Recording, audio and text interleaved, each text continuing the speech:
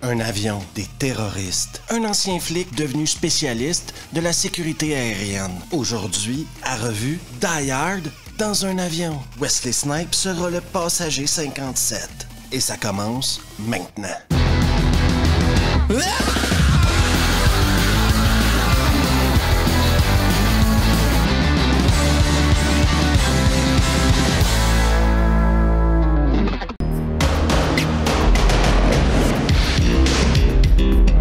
Le film commence en nous présentant Charles Rane, le principal antagoniste du film. Il est en train de subir une énième chirurgie esthétique quand le FBI se pointe.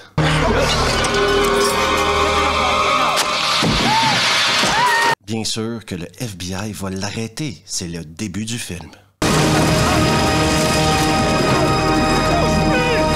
Wesley Snipes, pendant ce temps-là, donne des leçons de sécurité aérienne.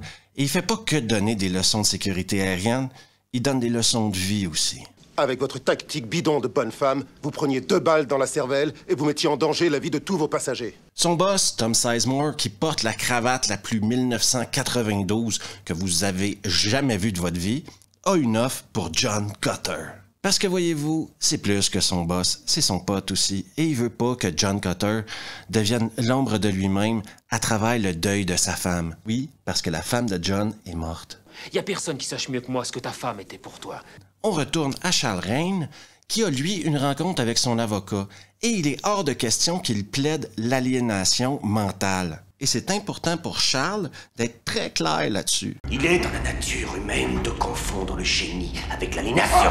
John Cutter, en pleine méditation / entraînement de boxe, a des flashbacks du meurtre de sa femme. Un cambriolage dans une supérette qui a mal tourné. On y voit un homme rongé par la culpabilité, déchiré par la vie. Oh mon Dieu! Lisa! Lisa!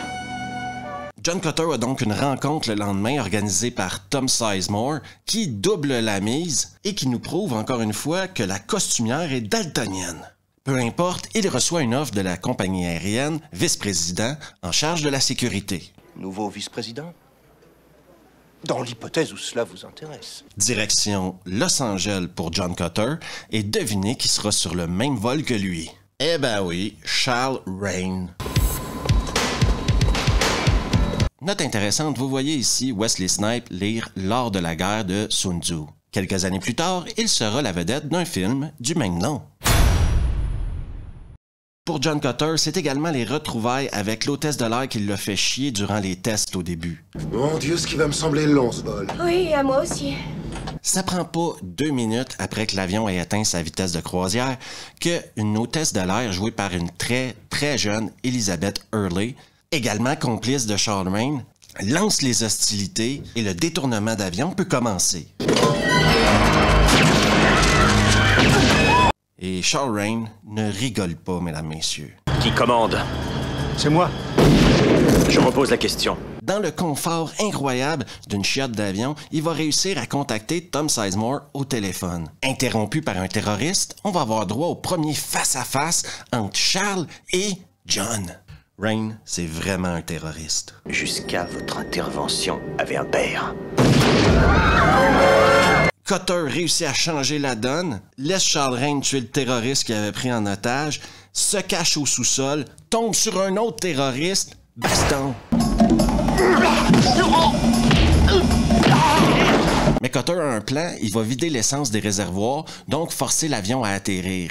Si je l'ai pas dit 100 fois, je l'ai pas dit une fois, le FBI va trop loin. Du FBI arrive à la dernière minute, réquisitionne les places qu'ils veulent sans avoir à nous consulter. C'est ça, le FBI.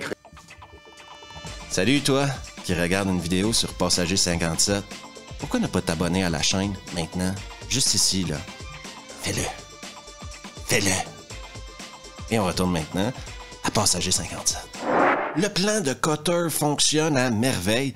L'avion doit aller se poser dans un aéroport de Clodo. Alors qu'il essaie de sauter de l'avion à l'atterrissage avec l'hôtesse, un des terroristes va lui donner une bonne quiche et il va tomber à l'extérieur de l'avion alors que l'hôtesse va rester dans l'avion, donc comme otage.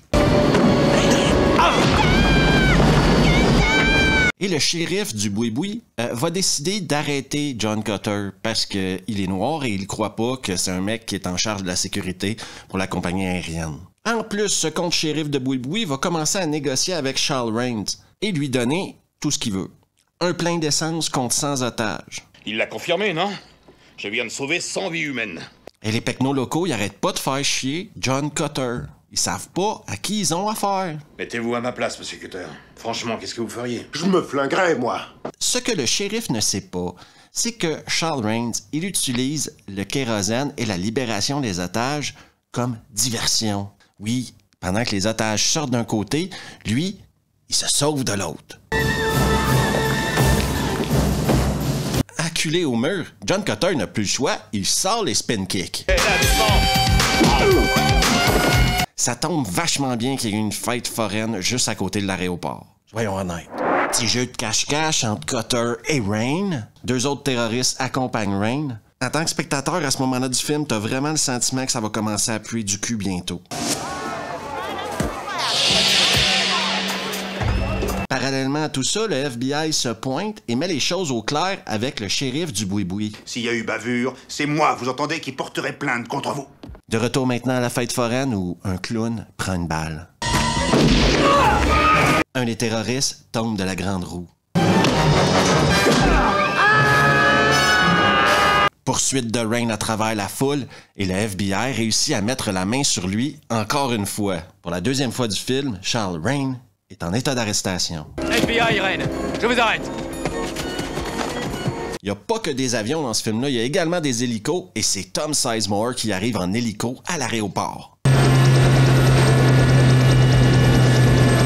Rain fait maintenant des menaces. Soit il le libère, soit tout le monde dans l'avion va crever parce qu'il a donné des ordres à ses hommes de tuer tout le monde s'il n'était pas de retour bientôt. Si vous ne me relâchez pas, vous mettrez tout de même pas mal de temps à recoller les morceaux.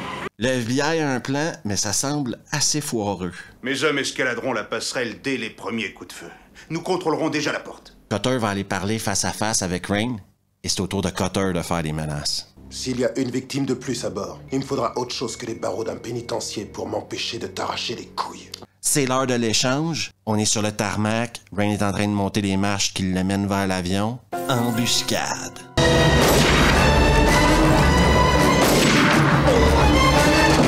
Eh ben oui, le troisième terroriste qui s'était pas fait choper à la fête foraine a pris la place d'un des snipers et commence à tirer sur tout ce qui bouge. Cutter doit maintenant retourner dans l'avion. Parce que Rain est dans l'avion, parce que l'hôtesse est dans l'avion, surtout parce qu'on peut pas laisser Rain partir comme ça. Sa solution, embarquer dans la voiture du shérif, atteindre la vitesse de l'avion, monter sur le train d'atterrissage, rentrer dans l'avion. Quand même, on a vu pire à revue. Là.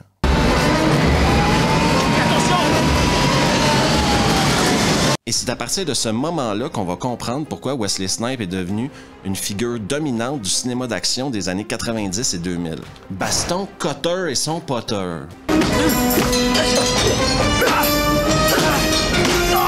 Elizabeth Hurley, maintenant, se prend une jolie quiche. Qui vous l'a demandé? Moi. Acrobate de banc. Duel avec Rain et il se fait étrangler au câble à oxygène. Coup de pied dans la gueule.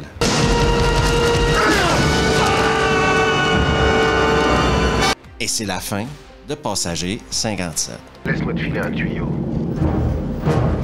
Parais toujours sur le noir. Passager 57 à la base avait été écrit pour Sylvester Stallone. Sylvester Stallone a dit non merci. Ils ont donc commencé à descendre une longue liste.